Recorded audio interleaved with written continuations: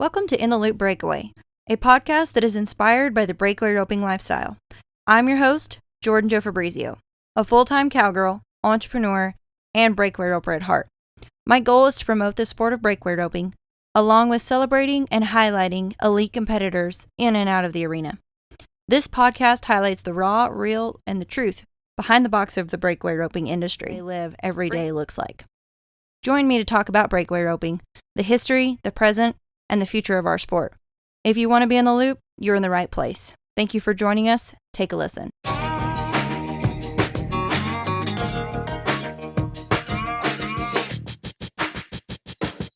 Okay, guys, today we are here with Whitlee Burgess. Whitlee, thank you for coming to the show. Oh, thanks for having me. So, Whitlee, I've come across you. I know you from roping, breakaway roping, and then I've come across and found out that you are part of the 1883 show that just came up. So we wanted to get you on the podcast and just talk a little bit about all things breakaway, and then I guess all things movie star, what it looks like to be that way. So, but let's back up. Tell us a little bit about yourself, where you're from, and what you do.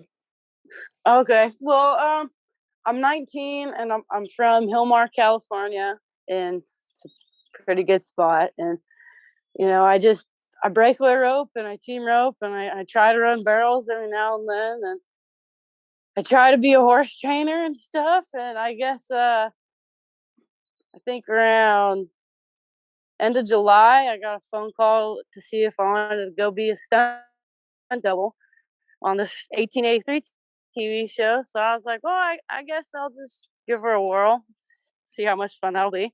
Yeah. But that's pretty much it, man. I mean, I just ride horses and rope, man. Well, that's a pretty good life. It sounds like you're an all-inclusive cowgirl to me. So, yeah, try to be. Tell me a little bit about roping. How did you get started breakaway roping? You know, I've seen you at a lot of jackpots and some rodeos this past summer, pro rodeo. And so how did you get into breakaway and where did it all start? Well, my mom and my dad, they roped a bunch, and so they got us into the roping and stuff. And so when we were junior rodeoing, I saw the breakaway roping, so I was like, I guess I'll try it. I really liked it a lot. I really liked it. So I started breakaway roping a lot more, and then I started to just kind of get really good at it, I guess. And my dad helped me out with it a bunch, and a gentleman named Chris Wooten, he's also from California. He has helped me out a bunch. I mean, a lot of it goes to him and my dad, but Chris, he's done a lot, and he's gave me a lot of great horses to ride and rope on. And yeah, so but horsepower, Chris and my dad, in what we do, horsepower is huge. So how many horses do you have in your string, in your lineup? Well, I think I really only have like my one good horse, and I don't really even own him. Actually, Chris owns him, but it's been a weird deal. I've been riding him for years, for a long time. I just never really bought him. It was just kind of I needed him for the state finals at the high school rodeo, and so he let me use him, and then I just kind of kept using him at the amateur rodeos. And so yeah, so I just got him, and I got my gray filly. She's probably like 5, so she's not really a filly, but I've been breakawaying on her a little bit and team roping on her. But I just got those 2, and then just a bunch of colts and my heel horse. Well, that sounds like a good combo. Yeah. Sounds like you have your hands full. Oh, for sure. So tell me what it's like being in California. You're born and raised there. So what are the jackpot situations and the rodeo situations like? I'm from Texas. Well, I'm from Colorado, moved to Texas. But there's so many opportunities for jackpots here. So is it the same way in California, or what does your all around season all year? What does that look like? No, ma'am. It's not the same out here. There's not that many jackpots. I mean, people are trying, but it's just hard. Everything's so expensive and stuff. And I mean, there used to be a bunch of pro rodeos and stuff, and I don't think there's that many anymore. And I think there's only 4 or 5 of them have included breakaway roping this year, and I think there's maybe 3 more that haven't. But that's it for pro rodeos, and then they have the amateur rodeos that go on in the summertime. It's a pretty good run too. But the high school rodeos, you got those, and those are good. But I mean, the jackpots, man, there's very little out here, and it's kind of depressing sometimes. It's kind of depressing, she says. Well, shout out to all those producers out there. Get in gear. Yeah.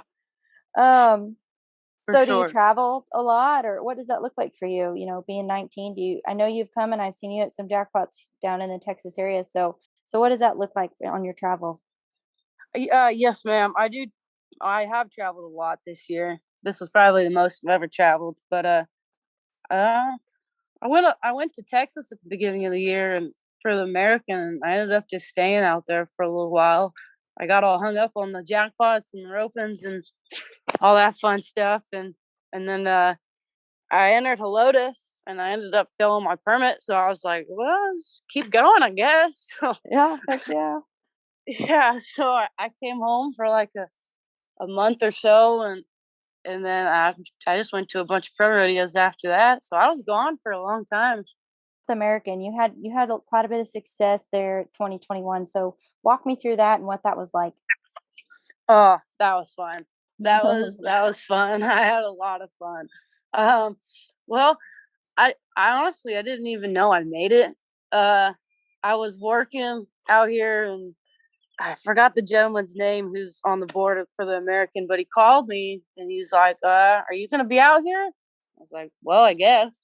I didn't know. It can be. So yeah, and I think he called me like 2 weeks before, 3 weeks before, and so then I just packed up and went over there, and my buddy Andy Guzman, he went with me, and that was fun. He helped me drive and stuff, and I don't know, man. I got there, and I was just tickled pink that I made it, and I was there, and I got a rope in the Coliseum, and I was just so excited.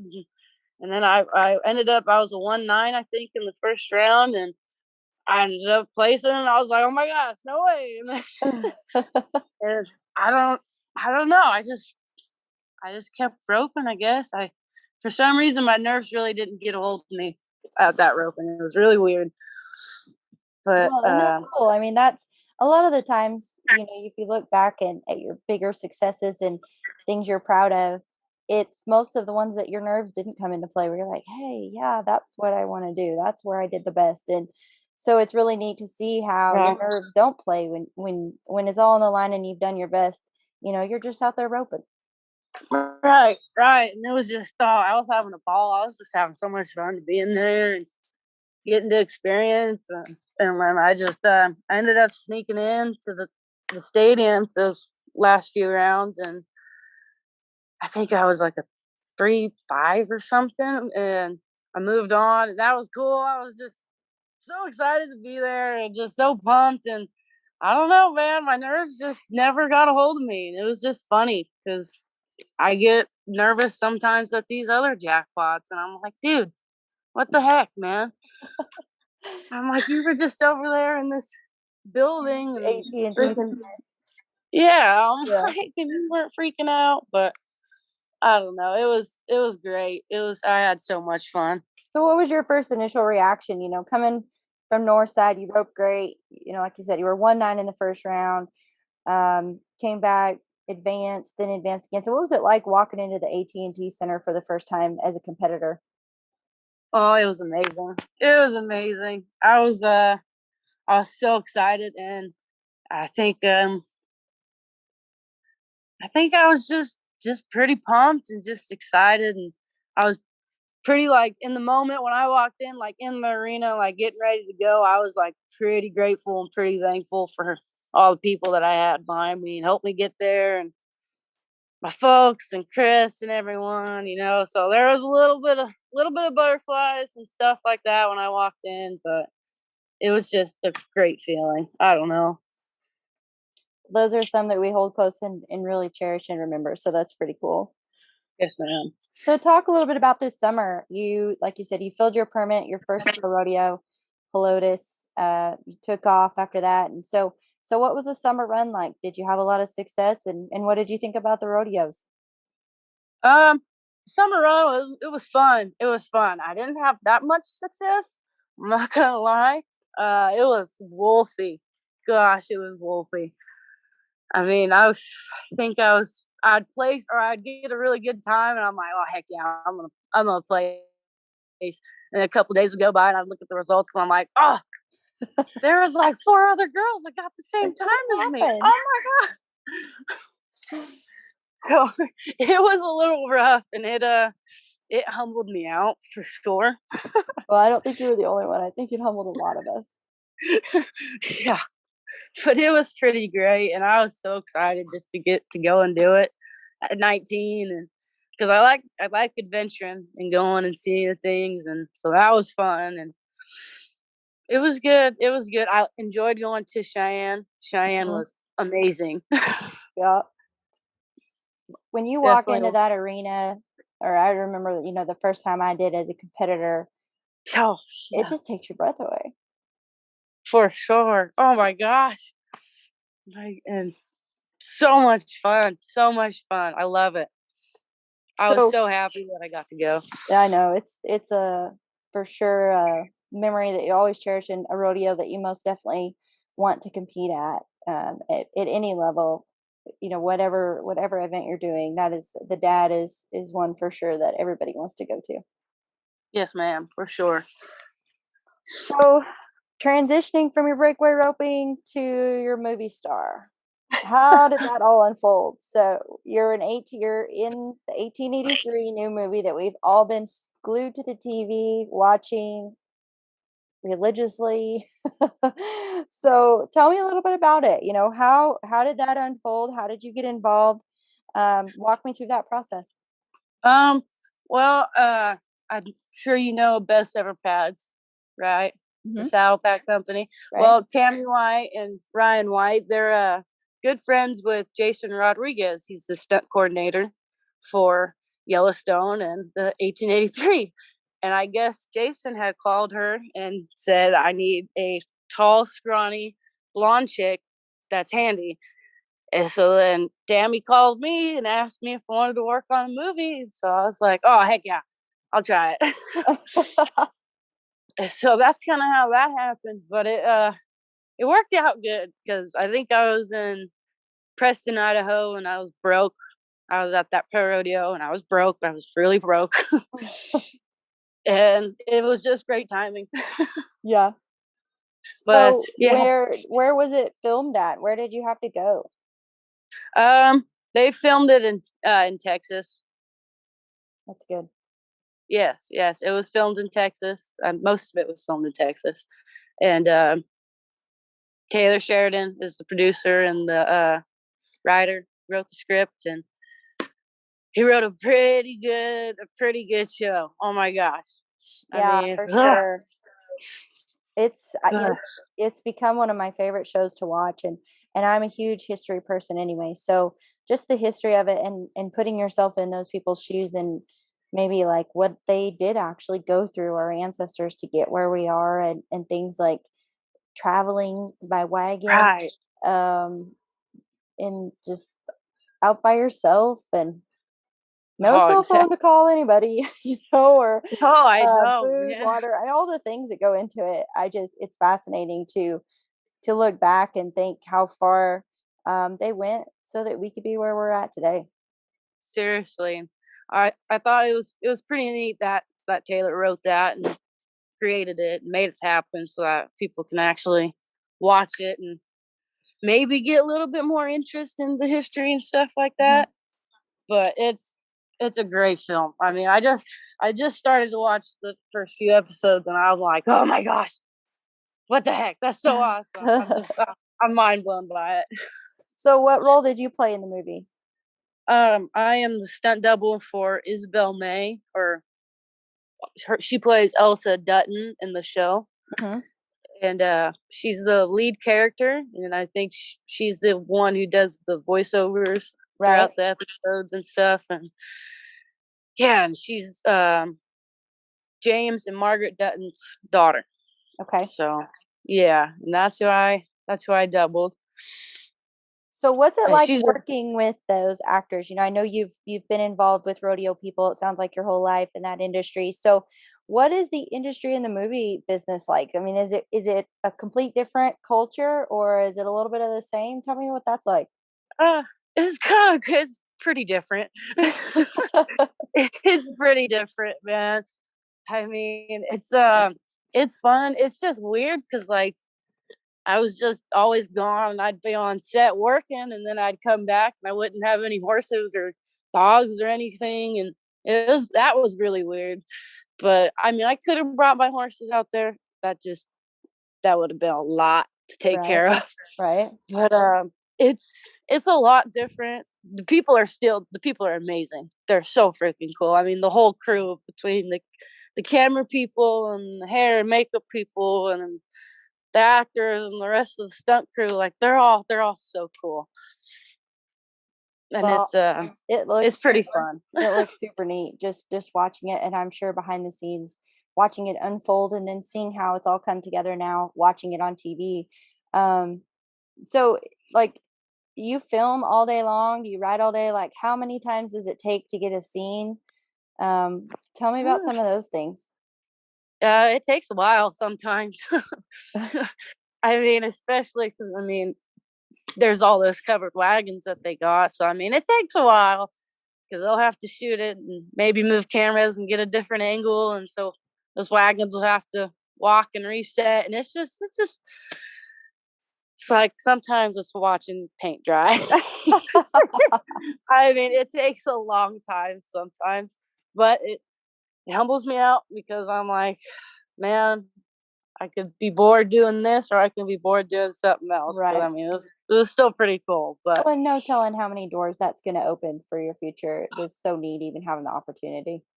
right. And I mean, I'm so blessed that Tammy thought of me when Jason called her, and that Jason never fired me. Really blessed that he never fired me, because I'm not gonna lie, I was definitely a heathen.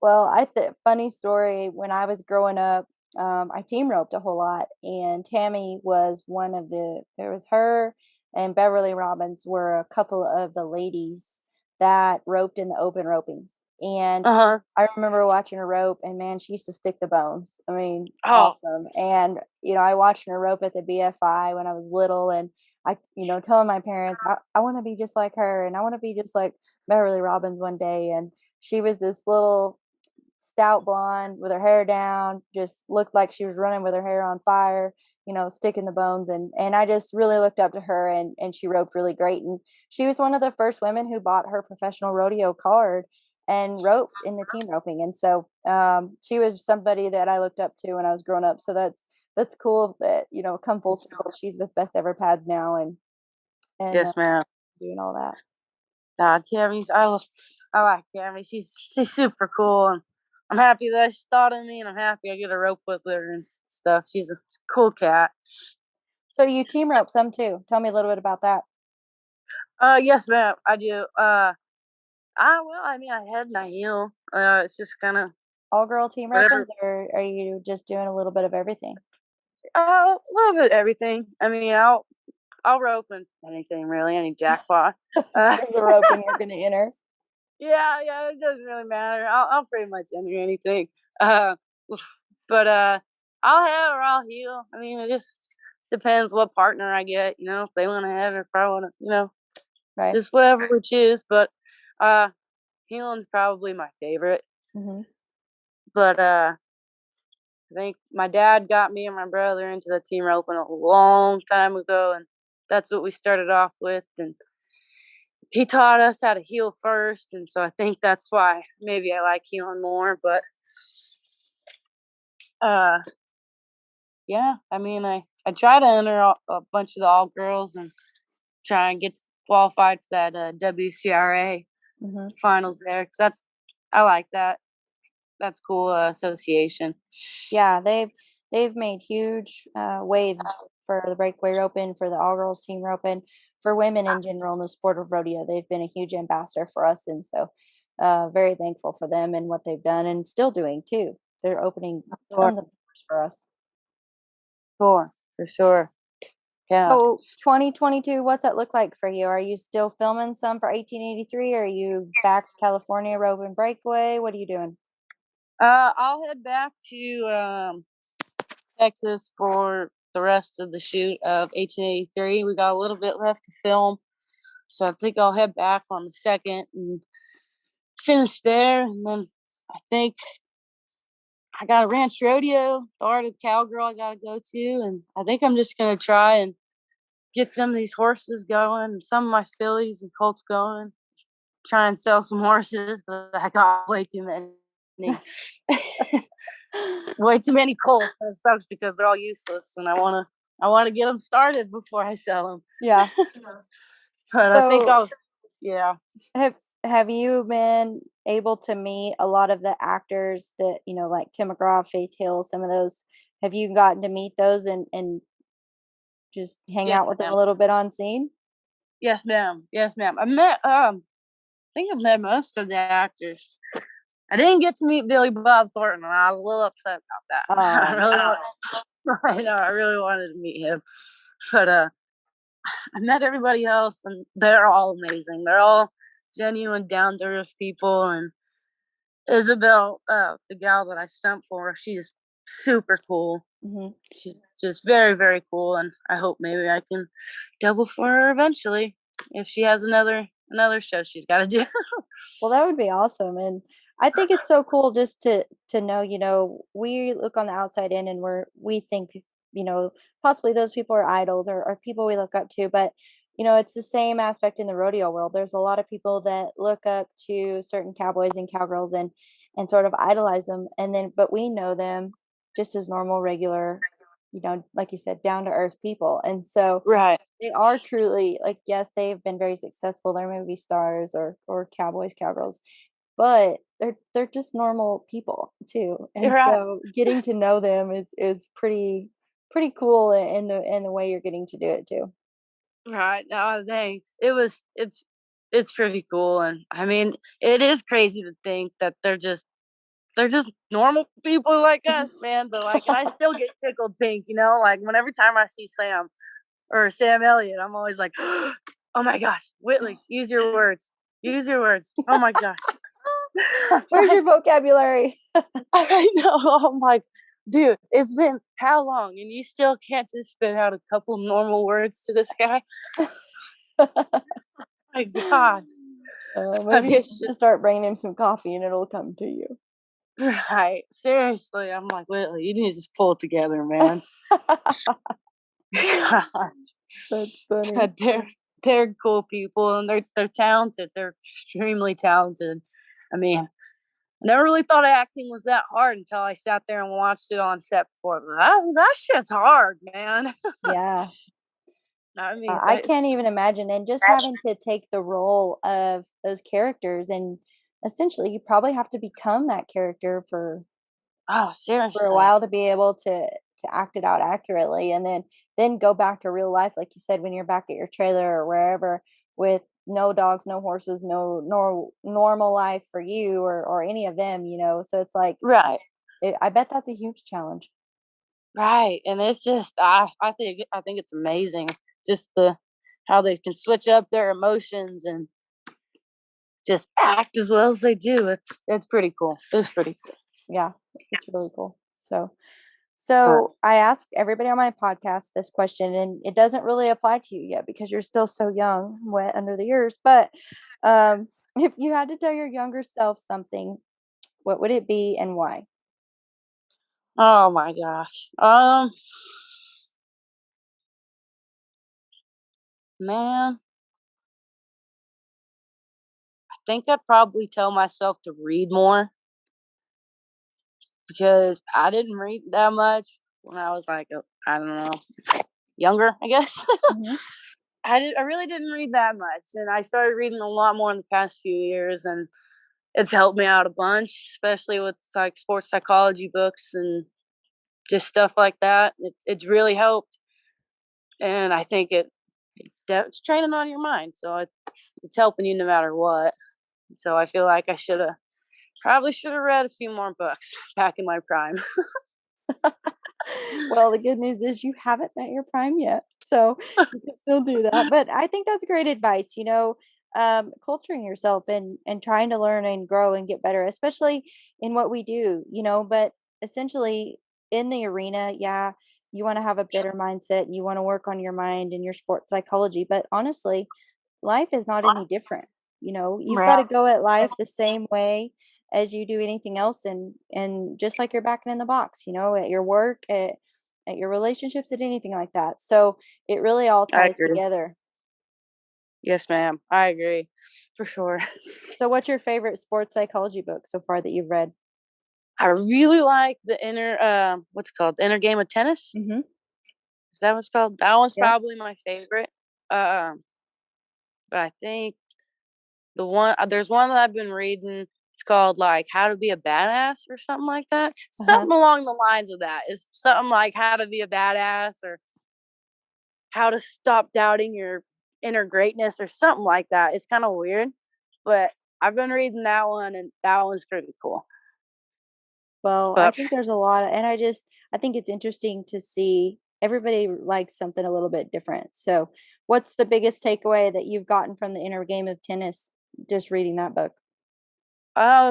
it's really helped me like just kind of mellow out my mind when I'm Mm-hmm. like freaking out, because sometimes I'll get like anxiety a little bit, like at the rodeos or the roping. It's like I'll freak out and I'll think like I'm up or something, and that'll kind of help me. It'll help me chill out, and then especially like short goes, I can just sit down or sit on my horse and just kind of close my eyes and just think of the run that I want to play or make. Mm-hmm. And so that it kind of just helps mellow me out, I guess. And when I feel like I'm not that right, or like I'm not that right, and my nerves are getting a hold of me, I'll go back and read it. And I got paragraphs that I've saved and wrote on the back of the book, so I can just go back and read these little paragraphs and kind of pull myself together.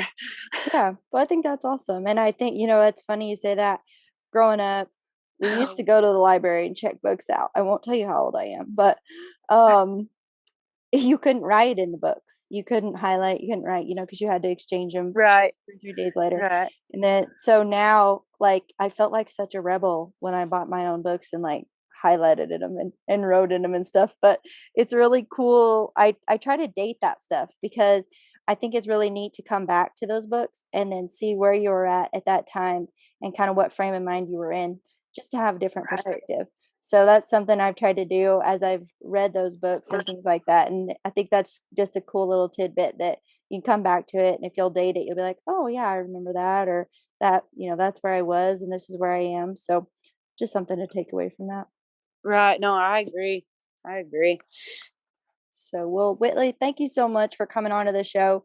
Best of Yes, luck ma'am. with all your endeavors and Art of the Cowgirl in 2022. And we'll see you down the road. Thank you for joining us on In the Loop Breakaway Roping Podcast. We appreciate your loyal support to our podcast. Don't forget to leave us a review, share with a friend, and if you have any questions, email me, Jordan@intheloopbreakawayroping.com. Thank you so much for listening, and we'll see you down the road.